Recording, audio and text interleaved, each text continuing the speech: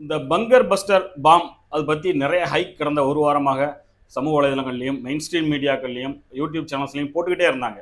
அமெரிக்காவுடைய இந்த பாம்புக்கு நிகராக இந்த மிசைலுக்கு நிகராக உலகத்தில் எங்கேயுமே வேற பாமே இல்லை, இது அமெரிக்காவில் மட்டும்தான் இருக்குது, பெரிய எடை கொண்டது, நிறைய தொழில்நுட்பம் கொண்டது, இதுக்கு 200 மாடி கட்டிடத்தையும் தகர்த்து கீழே பூமி வரைக்கும் வந்துடும், அந்த மாடியில் இருக்கக்கூடிய அந்த கட்டிடத்தில் இருக்கக்கூடிய ஒருத்தர் கூட உயிரோட இருக்க மாட்டாங்க, பலாயிரம் டன் எடை கொண்டது, இது அவ்வளோ சக்தி வாய்ந்தது, பலாயிரம் அடிகள் பூமியை துளைத்து பாறைகளை துளைத்து பூமி கீழே போகும் அப்படிங்கிற மாதிரியான நிறைய ஹைக் கொடுத்துருந்தாங்க ஒரு வாரமாக. ஆனால் அந்த அத்தனை ஹைக்குகளும் நேற்று நைட்டு புஷ்பனம் ஆயிடுச்சு. அமெரிக்கா நேற்று ஃபர்டோ அப்படிங்கிற இடத்துல போட்டிருந்த 6 பங்கர் பஸ்டரில் எந்த விதமான பெரிய பாதிப்பும் ஏற்படவில்லை அப்படின்னு சொல்லி ஈரான் சொல்லியிருக்கு.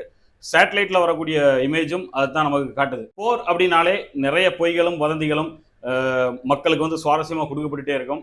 அதனுடைய ஒரு பகுதியாக தான் இந்த பங்கர் பஸ்டர் குறித்த விஷயம் சொல்லப்பட்டிருக்கு. இந்த போர் விஷயங்களை உன்னிப்பாக கவனிங்க. அதே நேரத்தில் இந்த போரில் நிறைய மிகைப்படுத்தல் செய்திகள், ஆதரவு செய்திகள், எதிர்ப்பு செய்திகள்லாம் மிகைப்படுத்தப்பட்டு வந்துட்டு இருக்கு. அது குறித்தும் கொஞ்சம் தெளிவாக இருந்துக்கோங்க.